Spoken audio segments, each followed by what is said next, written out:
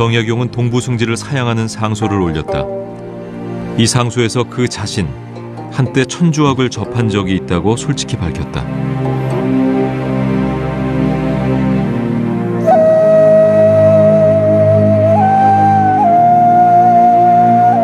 처음에는 호기심에서 접했으나 나중에는 천주학이 잘못된 것임을 분명히 알고 배척했다고 밝혔다.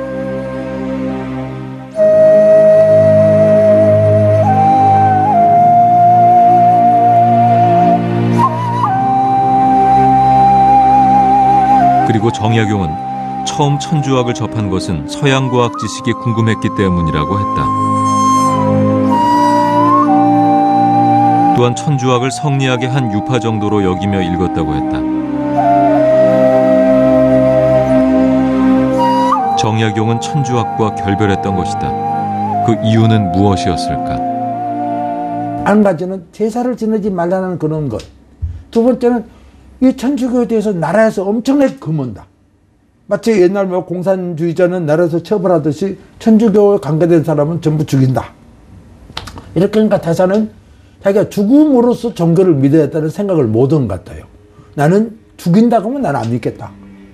그래서 자기는 제사를 지내지 않는다는 이유, 또 나라에서 엄히 금한다는 이유, 이 두 가지 이유로 나는 천주교에 손을 뗐다. 그러나 세월은 정약용의 바람대로 흘러가지 않았다. 운명은 전혀 다른 곳에서 뒤틀리고 있었다.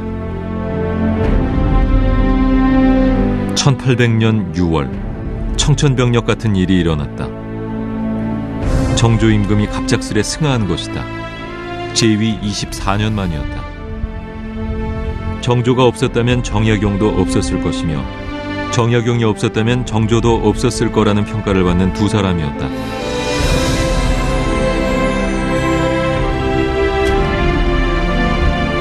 정약용의 낙심은 이루 말할 수 없었다.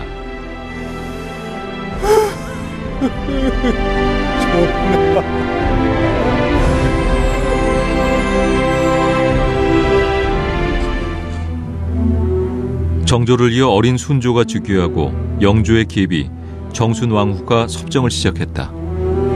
정순왕후는 노론 세력의 중심, 이제 조정은 노론의 세상이 돼가고 있었다. 국상을 마친 남인 정약용은 고향에 내려와 있었다.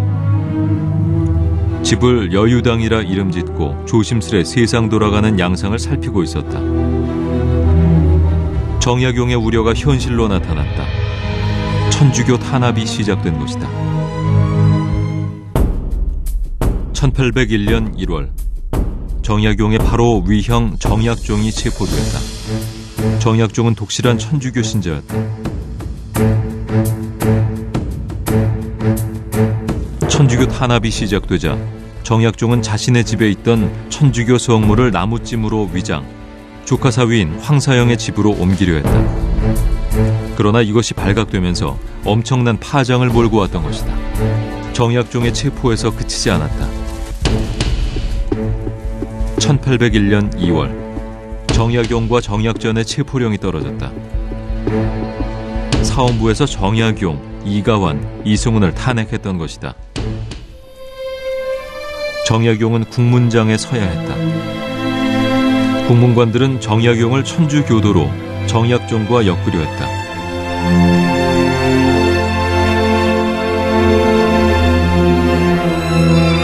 가혹한 고문이 가해졌다. 이때 남긴 정약용의 항변이 깊은 울림으로 다가온다. 어찌 감히 위로 임금을 속일 수 있으며 아래로 형을 증거로 삼을 수 있겠습니까? 정약용이 이처럼 죽음 직전까지 내몰린 이유는 무엇일까?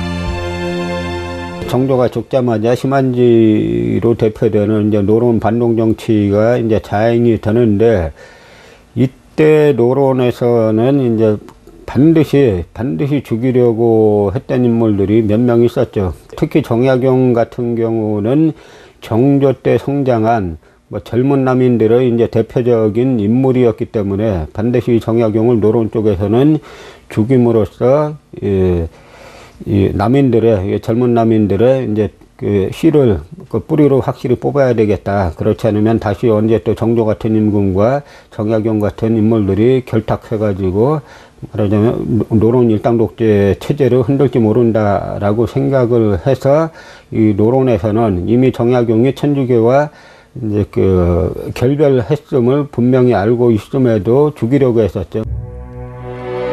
결국 정약종은 사형을 당했고 정약용과 정약전은 유배형에 처해졌다.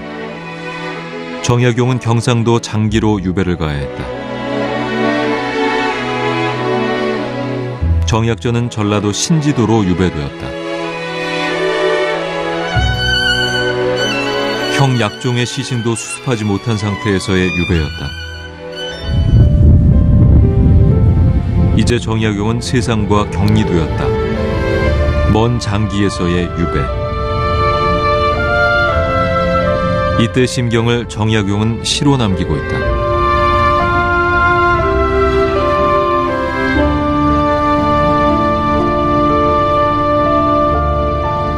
작고 작은 나의 7자 몸, 사방 한 길의 방에도 누울 수 있네. 아침에 일어나다 머리를 찢지만 밤에 쓰러지면 무릎은 펼 수 있다네.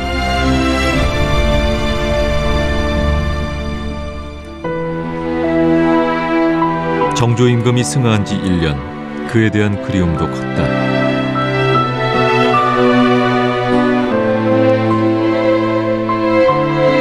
이때 심경을 정약용은 두 아들에게 편지로 남겼다.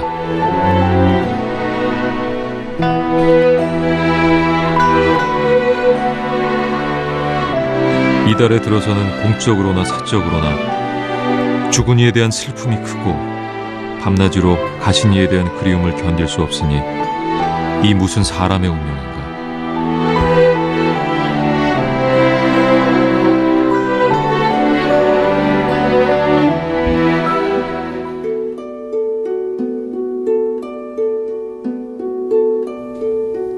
이 무렵 정약용은 또 다른 모색을 했다.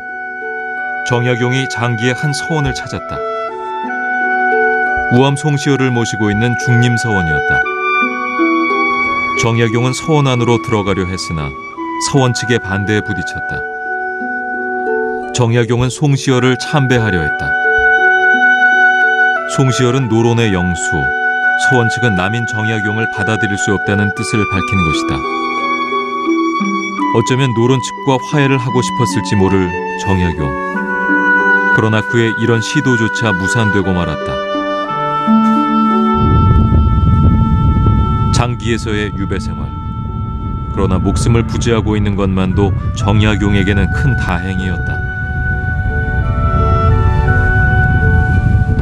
정약용의 장기 유배 당시 천주교 탄압은 더욱 거세지고 있었다. 조정이 노린 것은 황사영이었다. 대론성지의 토굴에 숨어있던 정약용의 조카 사위 황사영이 체포됐다. 조선의 천주교 탄압 사정을 알리려던 백서가 발각된 직후였다. 그 파장은 엄청났다. 노론은 즉각 정약용을 탄핵했다. 황사영 백서에 정약용의 이름이 거론되고 있었다. 노론은 백서의 배후에 정약용과 정약전이 있다고 주장했다. 정약용, 정약전 형제는 다시 서울로 압송당해와 국문청에 서야 했다. 위관은 황사영 백서를 보여주며 두 형제를 압박했다. 모진 고문도 가해졌다. 그러나 정약용 형제가 황사영과 관련이 있다는 증거는 그 어디에서도 나타나지 않았다. 오히려 정약용을 두둔하는 주장이 나왔다. 정약용에 대한 백성들의 칭송이 높은데 만약 정약용을 죽이면 백성들의 원망과 비방이 높을 거라는 주장이었다.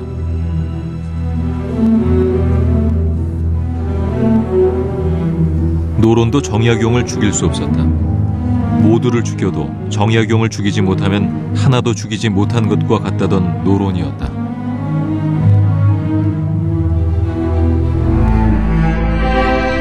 정약용과 정약전은 다시 유배형을 받았다. 정약용의 유배지는 강진, 정약전의 유배지는 절해고도 흑산도였다.